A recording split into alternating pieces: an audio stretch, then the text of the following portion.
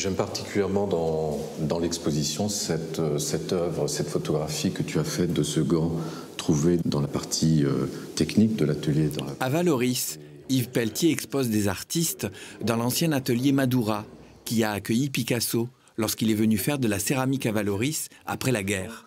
Un lieu d'art, d'histoire et de création, aujourd'hui propriété de la communauté d'agglomération de Sophia Antipolis. Yves apprécie particulièrement les photos de Paolo. Comme son propre parcours, elles sont un trait d'union entre la grande histoire de la céramique, les petits objets du quotidien et la ville de Vallauris.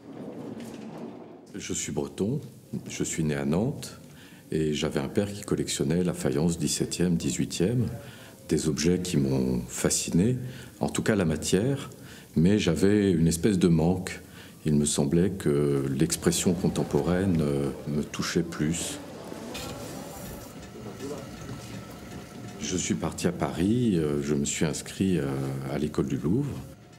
Je suis allé travailler au Musée national de Sèvres et petit à petit j'ai pris la voie qui devait être la mienne, c'est-à-dire l'étude des courants modernes et contemporains avec le médium céramique. Parce que quand je fais les salons, oui. Il y a d'autres céramistes de partout, de France et d'ailleurs, oui. C'est souvent les potiers qui viennent nous féliciter oui. sur toucher des pièces, oui. Parce qu'ils n'y croient pas à la finesse et tout ça, et me dire il y a votre tourneur. En fait, la transmission s'est faite par ce renouveau des céramistes dans les années 50. Je suis passé à Menton pour le temps d'un week-end et le lundi, j'ai annoncé à Paris que je ne rentrais pas, que je restais vivre sur la Côte d'Azur.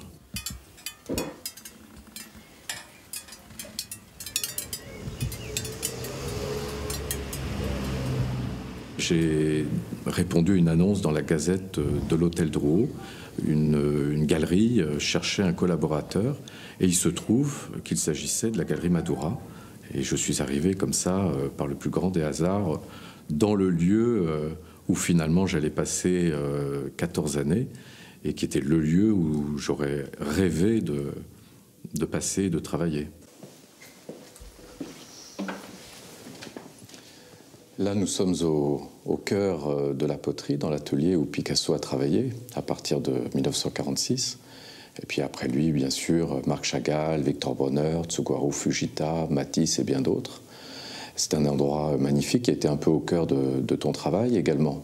Ce qui est intéressant dans ce lieu, c'est qu'il est d'une humilité, d'une simplicité extraordinaire. C'est un atelier comme il y en avait beaucoup à Vallauris. C'est typique des ateliers comme celui qu'on a vu un peu à Bleu d'Argile. Hein. L'atelier a fonctionné jusqu'en 1997. Il avait toujours en charge la production Madoura, c'est-à-dire des objets décoratifs, un travail sur la forme et la couleur.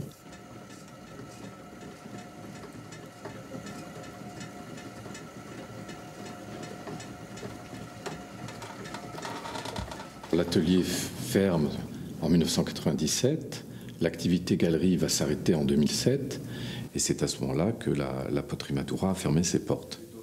Après la fermeture, de 2007 à 2013, Alain Ramier, le propriétaire du lieu, cherche un accord avec les collectivités locales pour préserver l'endroit et y développer un nouveau projet artistique. Yves quitte alors Vallauris Golfe-Juan pour mettre son savoir-faire au service des manifestations autour de la céramique. Je pérégrine un peu partout en Europe, tout en travaillant sur différents projets. Et je reviens, en fait, à ce moment-là, en 2013, la ville de Vallauris et M. Ramier ayant eu le souhait d'avoir quelqu'un qui connaissait bien l'endroit, son histoire, pour permettre au projet d'évoluer dans la logique de son histoire. Ici, il y a un potentiel absolument gigantesque. Et puis, arriver dans une ville où le matin, les gens vous disent bonjour dans la rue, vous parlent avec vous spontanément, vous prennent en stop comme nulle part ailleurs. Je n'ai pas de voiture. Donc je monte à pied ou je fais du stop ou je prends le bus pour monter à Vallauris. Et cette vie populaire qui est propre à Vallauris reste quelque chose d'exceptionnel sur la côte et de très rafraîchissant. Un détail, des coordonnées ou laisser un avis? Rendez-vous sur le site de Parcours de vie. Suzanne Ramier et Pablo Picasso, il a déclenché effectivement mon travail.